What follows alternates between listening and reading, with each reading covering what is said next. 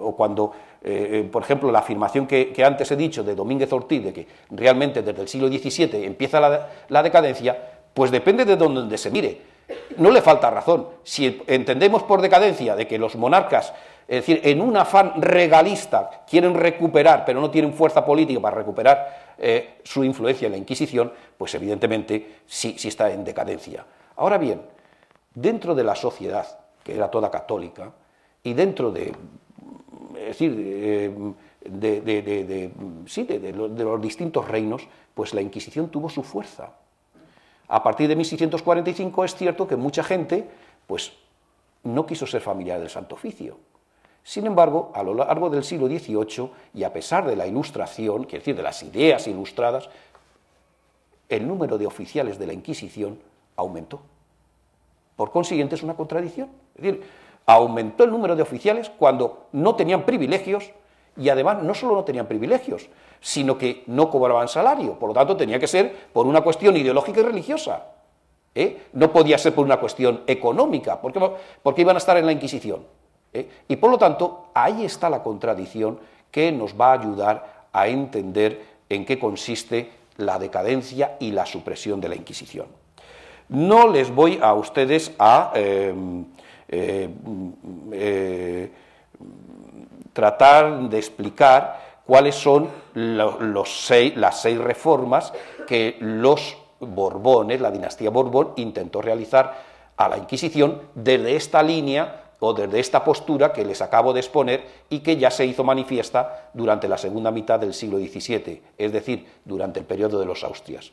Pero es cierto que hay tres famosos, es decir, uno de los elementos que durante el siglo XVIII los monarcas borbones van a intentar recuperar y quitarle por todos los medios a la Inquisición, va a ser el privilegio, no solo privilegio, sino el derecho el índice de libros prohibidos, es decir, lo que se puede leer. Evidentemente, la monarquía dirá que lo que hace la Inquisición es controlar la ideología de la monarquía, mientras que la Inquisición, por su parte, se defenderá diciendo que el control ideológico, es decir, la censura, la tiene que tener la Inquisición porque ella lo que censura es precisamente lo que va en contra de la fe y, por lo tanto, en contra de las herejías.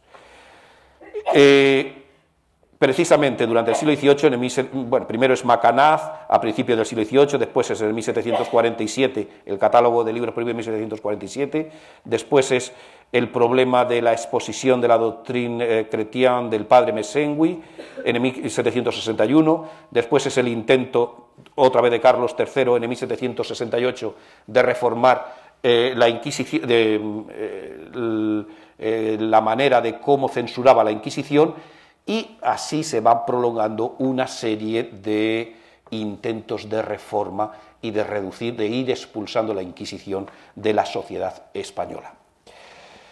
Pero realmente fue al final del siglo, coincidiendo con los movimientos revolucionarios, cuando se produjeron los intentos más serios de la supresión del Santo Oficio. Y concretamente va a ser a través de los ilustrados, nombrando a inquisidores que fuesen capaces o estuviesen de acuerdo en llevar a cabo las reformas que pretendían los monarcas, en concreto Carlos III y Carlos IV. El primer inquisidor que va a intentar reformar la Inquisición, primer inquisidor general, que va a intentar reformar la Inquisición y que fue nombrado por Godoy, fue el benedictino aragonés Abad y la Sierra, que llegó a ser obispo de Ibiza y luego de Astorga. Pertenecía a los círculos eclesiásticos más ilustrados de la época y en todos sus cargos dio señales claras de su talante intelectual. Sorprende, por consiguiente, su nombramiento de inquisidor general y solo se explica como una clara decisión de Godoy de tener al frente de la Inquisición un hombre que fuera de su confianza porque era amigo y de tratar de mitigar toda la crítica ilustrada. Abad y la Sierra fue cesado en 1793, al parecer por presiones de los sectores del episcopado enemigos y por su ideología ilustrada y jansenista. Su caída fue objeto de varias interpretaciones, pero bien pudo estar conectada con el intento de reformar los procedimientos inquisitoriales en materia de censura. ¿Qué es lo que pretendía Abad y la Sierra?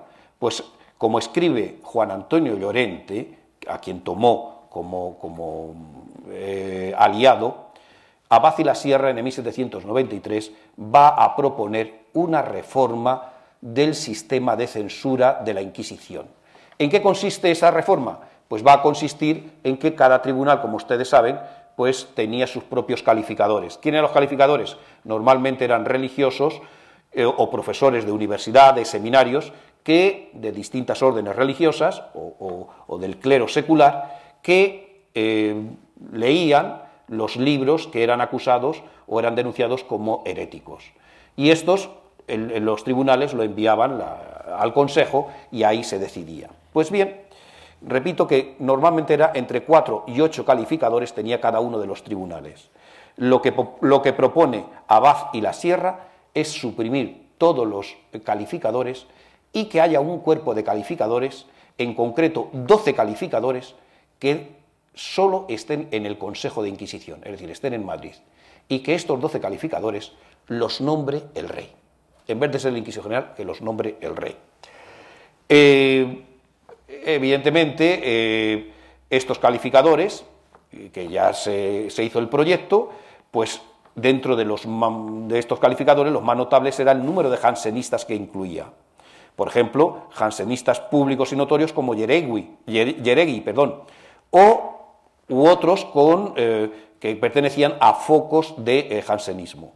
Había en total, repito, 6 que eran Gutiérrez de Santa Clara, Yeregui, Rodríguez Álvarez, Cabrera, Ramírez y Alamanzón, García y Paraguirre, más otros 2 simpatizantes, que eran Lorenzo Villanueva y Miguel Martel, catedrático en la Universidad de Salamanca y amigo de Meléndez Valdés. Y después había otros 6 que evidentemente pertenecían a lo que se ha denominado las corrientes de novatores, bueno, ya sé que los novatores son del siglo XVII, de la filosofía ilustrada. Evidentemente, la polémica surgió en la corte y como consecuencia de ello, pues bien, intervino el confesor del rey, también el vicario eclesiástico de Madrid, don Lorenzo Igual de Soria, a quien Godoy consultaba a menudo, y evidentemente llevó a que esto no se llevase a cabo.